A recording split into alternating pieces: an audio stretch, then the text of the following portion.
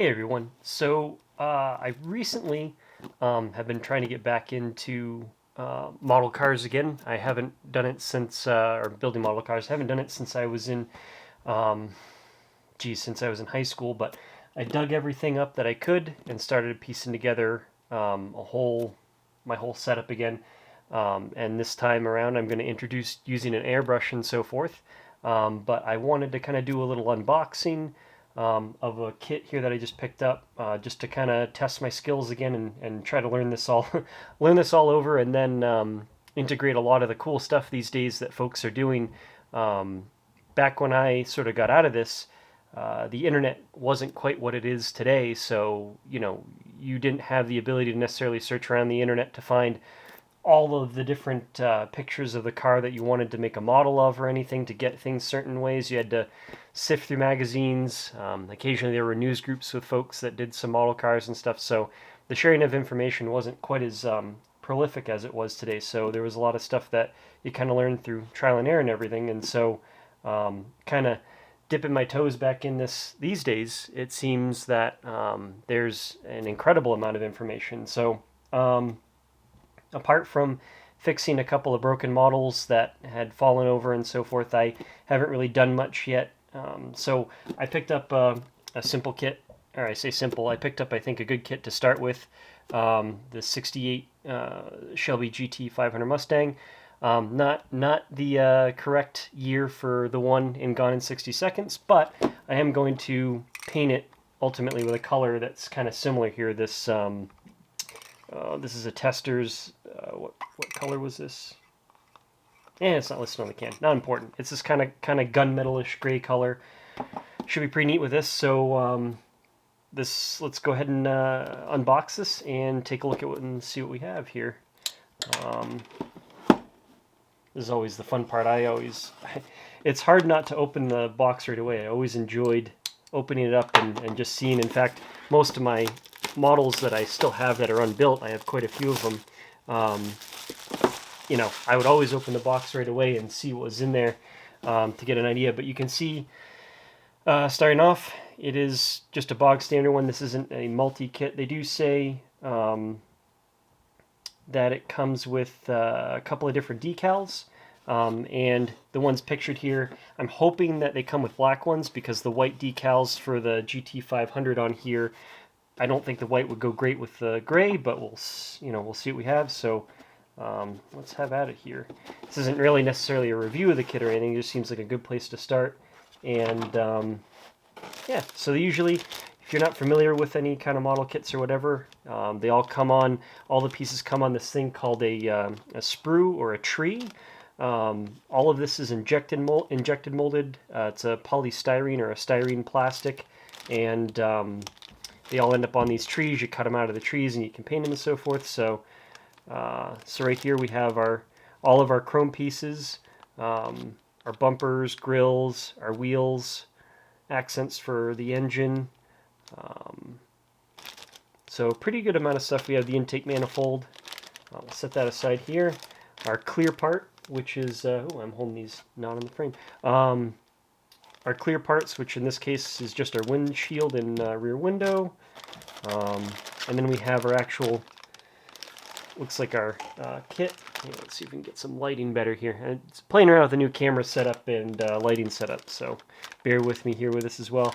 So here we actually have that the base kit itself is molded in a green color that is similar to the color that the kit sort of intends to have you paint it.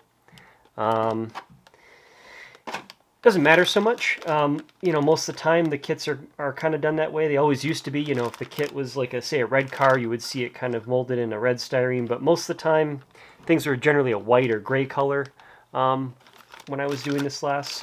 And it's kind of nice to see things individually bagged. They used to not necessarily be that way.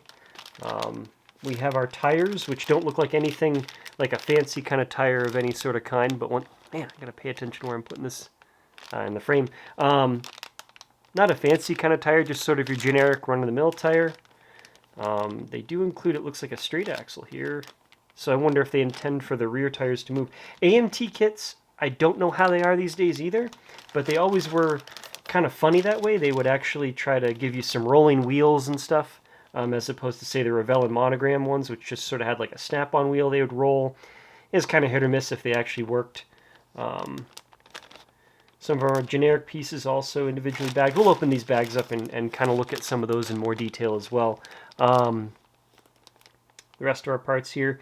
And so actually this is kind of interesting looking at this. And actually let's look at these two before we get a determination. Okay, so all right, we'll look at the directions next. But these are decals. We can't actually see what they are yet because they're facing each other inside the print, which is sometimes not a good thing, depending on how long the model kit's been sitting around. The decals can actually stick to each other, and that can cause some issues. I don't think we're going to run into that here, as this is a newer kit. You know, it isn't one of my ones that's been sitting around. So these probably are fine, but let's just double check. And I'm worried that I think we're going to get a red pinstriping, and yeah. So here are our color choices for our GT-500 badging that ran along the bottom edge of the car. We have a red and we have a white. It's a little disappointing because I don't think I really care for the white against the gray. I would have preferred to have a black decal. So maybe we'll change the color choice that we have for the exterior of the car. Something like a green, you know, a green would a green would go good. I don't like this color green, so maybe we'll find a different green.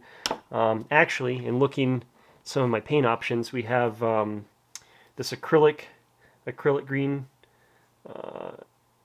It is considered a Kelly green, which could go good. We'll have to do some spray tests, but getting ahead of ourselves. Let's look at the kit as a whole. Whenever you're opening a model kit for the first time and considering building it and so forth, I think there's a lot of things that you really should take into consideration. Read the outside of the box, figure out if this is the right kit for you. If it's your first kit, you know, maybe a glue together kit isn't really where you want to start. You know, they do have certain skill levels for them as far as whether or not they're going to need glue, what they may need for paint. Sometimes it's just a bunch of pieces and you can kind of snap them together and you have a model kit. They go quick, they look reasonably well, and if you're skilled enough with painting or want to try things out, you can kind of paint them differently and weather them and so forth however you want. So you know, even if you're a skilled builder, sometimes those are fun for folks to play around with and try different things without risking a different type of kit. I traditionally would try to make the kits more traditional to what was on the box. I would change with color variations, but I like to keep them kind of stock looking. I want to do that differently now as an adult. I want to kind of push my boundaries with this a little bit more. So, you know, like I said, with the new things that are available and the wealth of information, it'll be fun to play around. So anyways, I guess I could talk about a little bit about what it says on the box too, if that would be helpful. You know, they kind of give you, many of the model manufacturers give you an idea of what the kit may look like when it's assembled. They give you some features and so forth. A lot of kits will be a 2-in-1 or 3-in-1 where they'll have different ways you can build the kit. There'll be a different engine, different exterior pieces, wheels, tires, kind of fun stuff to play with. And the benefit of those is once you're done building the kit one way, you can take all those extra parts and save them and use them on other kits or however you want to do it. But yeah, usually I'll take a look at the parts. Yeah, I apologize. I'm just going through my train of thoughts on this and what might be useful thinking about it now. You know, I won't go getting into building the kit right away or anything, but some things that I like to look for. So let's see. Let's start with the body. This will be a good place to start because I already saw one thing that's a little concerning that I want to observe a little closer.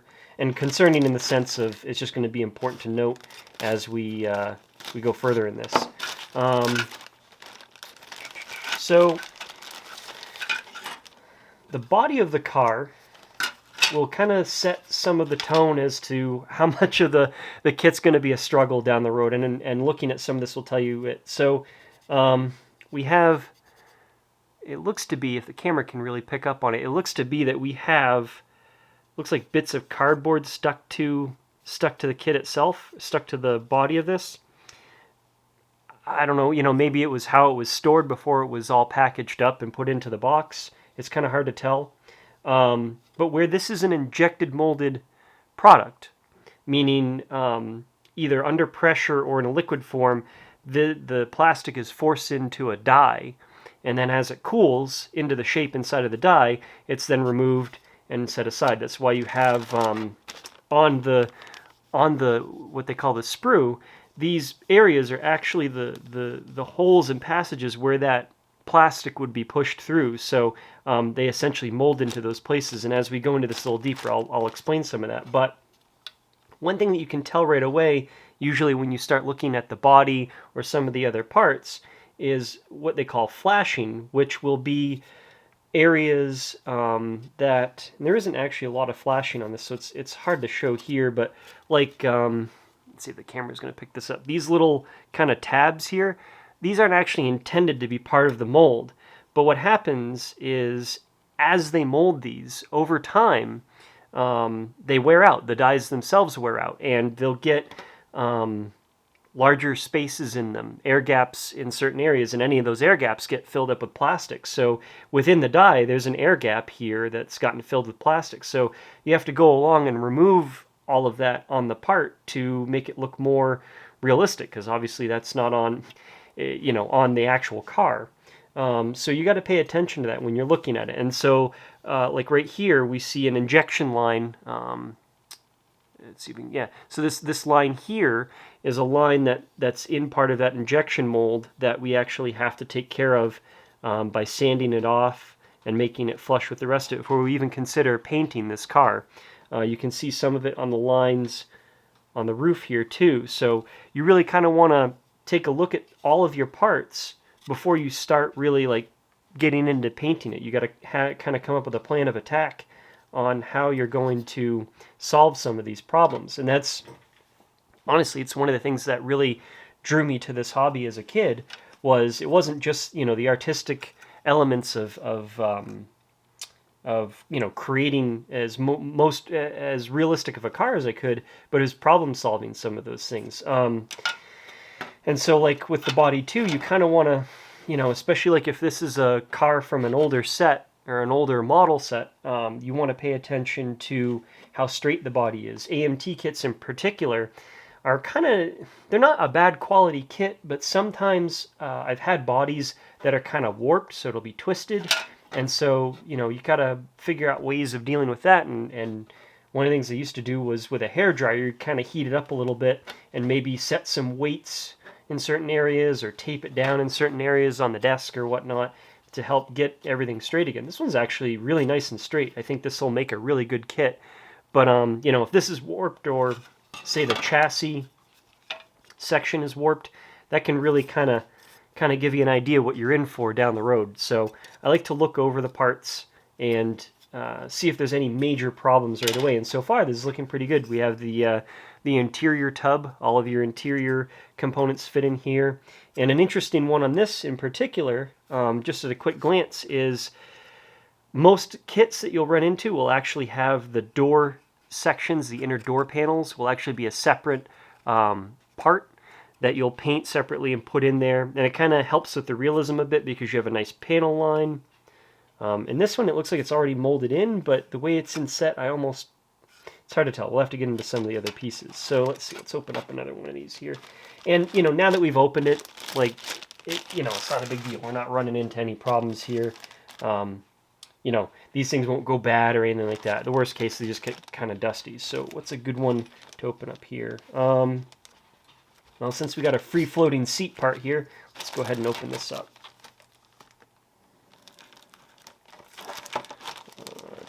This also looks like it's a good section of pieces here. Maybe we can go through some of the detail on this and come up with some ideas. Let's see. All right. Once again, very minimal flashing in this kit. Maybe if we zoom in a little bit here, this will be easier to kind of get, because I kind of battling with the light and the positioning for both my seeing it and you seeing it. I'll have to play around with camera placement, but so on this part, you can actually see there's a bit more flashing in this opening. This should be a nice smooth transition. This looks to me like it's actually on the nose, the bottom nose of the car. So, we take extra care in some of those things to, either cut some of that out with a knife, or if it's really kind of too delicate of a surface, we might sand it a little bit. There's some options. But the hood itself looks reasonably well. Here's a bit of flashing right here. This can come off. And also these mold, these spots here, I'll get better with camera work, I swear. These spots here are also essentially parts of the mold that need to come out. So we'll take note of those. The steering wheel has a reasonable amount of flashing, so we need to take extra care there as well. So anyways, usually I like to kind of take all of my parts out, kind of give them a little once over, see if I'm going to have any major issues, see if some of them are actually broken. Sometimes that happens. Oh, and actually, here's a pretty good example of a problem we might run into, and I'm hoping this shows up on camera. But, so these are the seat buckets, and it looks like the center console section, but as you can see, these aren't lined up. Now, that might be a happy accident for us, because if it fits in the tub fine, then there could be kind of a realistic sort of like, maybe the driver and the passenger who drive this car don't have their seats in the same position. Maybe that could be kind of fun to play with. If it looks kind of awkward, then, maybe we have to heat this up a little bit and fix it. We don't know yet. We'll have to get there. But we have our engine components. Here's a typical problem you run into on a lot of kits too. On the fan here, let's get this in frame. On the fan here, you can see where it's molded right against the fan. So we have to be very careful in taking that out, or else we'll end up actually damaging the fan to where we can't see a lot of detail in the fan and the finished product. So we got to be careful of that guy. But I can already see that we do have some extra parts, right? Like we have this this intake manifold that's an unpainted, unpainted. We can kind of do as we please with that. But I did also note in the beginning that they gave us this other intake manifold, which actually in this case, just judging by the look of it and my experience with this intake manifold actually is set up to hold dual carbs, and this would be a single. So one thing that's interesting that happens to note in model kits, actually, and this is a good thing to mention, is that even though the car is different from another one, some parts of these models may actually interchange for them. Being this a Shelby GT-500, this should have a 429 Cobra engine in it. So I'm guessing that's why they include the two-barrel setup for the intake manifold, and then this would have been a stock setup if this was, say, a 351 setup with a different, or a 302 if this were a setup for like maybe a Boss kit or a stock intended kit. So, kind of interesting things to note. So right then and there, we already have an extra part that we can set aside and potentially use in another kit. I find that always kind of a fun little thing. So we noted the fan just on the quick glance. Everything else looks pretty darn good as far as that's concerned. None of that concerns me at all. The tires, let's open up the tires. Let's see what we got going on here.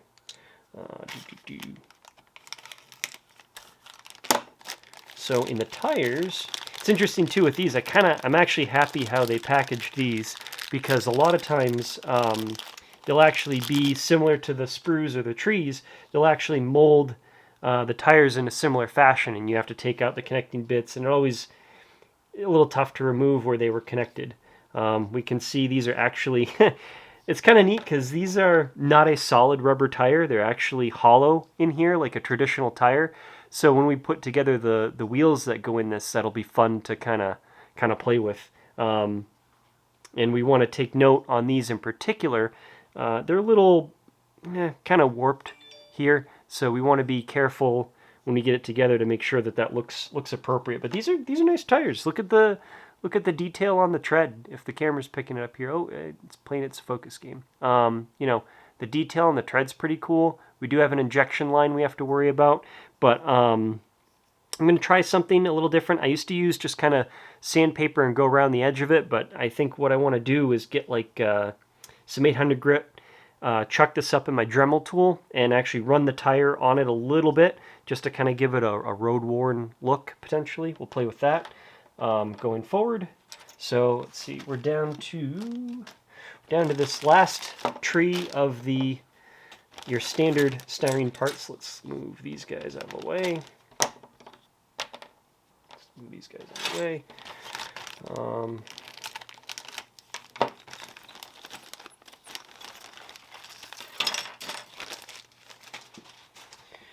Let's inspect these a little bit. So I am seeing. So like I said, this is my first kit that I have opened new in box since probably I'm gonna guess like the year 2000. Let's just put a round number on it. That's probably the last time that I really put together a model and opened up a new one. And I do have to say that the quality I'm seeing isn't quite on par. And by that I mean like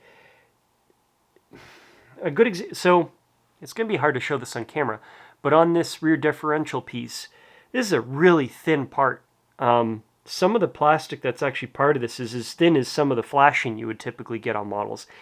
Does that mean this is going to be a bad situation? I don't think so. I think it's just going to be just something to keep in mind. But, you know, companies are trying to save pennies in kits and everything else, so it's probably just a situation where they're injecting less plastic, and overall it becomes a cost savings for the company and a challenge for anybody building it.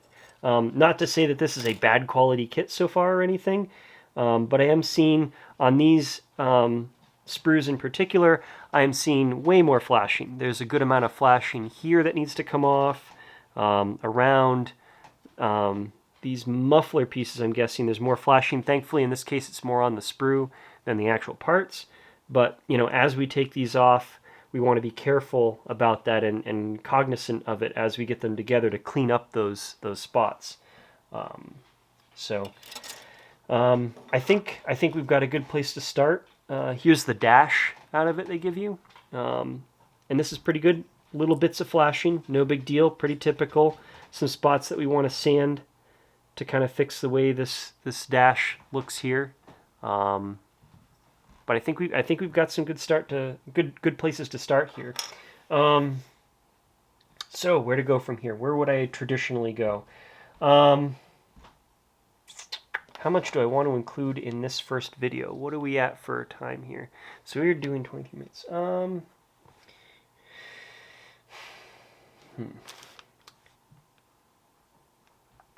So typically, let's see. Man, decisions. So I would typically, if I were starting this kit right now, I would be looking at probably honestly beginning with the engine. But all that being said, one very important piece of this that we haven't looked at yet is the directions. So this hobby is an art. Let's first and foremost get that out there. This is an art. The companies do very well at building these kits to be as accurate as they can. They like to include some cool parts and make them as accurate as they can to the real deal. But at the end of the day, it's a toy.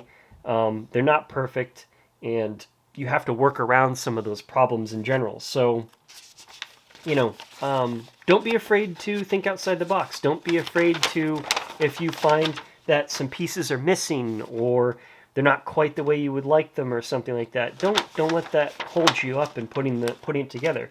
Experiment with it, play with it. Sometimes some kits are just not what you're looking for. Some kits will fight you from beginning to end, and you may get done with the kit itself, not be happy with it at all, and you may cannibalize it for a different kit. You may use parts from it. You may turn it into something completely different as you go. So it's just be open to the idea, and just don't let anything hold you back. Have fun with it. Experiment with it. Play with it. And so anyways, long story short, we're back to the instructions here, and like I kind of alluded to in the parts, they do give you two different engine options for this. They give you the stock engine, which wouldn't be on the traditional GT500, I'm guessing. It's interesting they didn't include a different hood because I think it's a dead giveaway if you're running the Cobra engine in it. Regardless, we're running the Cobra engine, so the assembly is a bit different. And then the interior, sure enough, the interior does not include different door panels. They're the ones that are molded into the tub. And yep, two-piece tire, kind of standard sort of setup. And yeah, this is a pretty, there we go. This is a pretty simple kit. Yep, and that steel rod actually goes through the rear axle, so in the end you get a rolling rear end, which is kind of cool. Sometimes they'll give you a steering linkage, which actually on this one, it may actually give you steerable wheels. But yeah, I mean, this should be a pretty straightforward kit. Actually, assembling the kit is the easy part typically. The hard part and the difficult part and the time-consuming part comes in assembling the parts and painting them, prepping them, getting them to look the way you want to, getting them to fit the way you would expect. And yeah, so I think this is a good place to stop in this video. I'd like to do a series of these because this is kind of a fun thing, and I'd like to take folks along on this adventure. You know, if you've been doing if you've been putting together car models, I hope this is something that's kind of entertaining to you. If you haven't and you're looking to get into it, I hope this can be informational as we go along through this. But we'll try it out, see how it goes, and I thank you all for watching.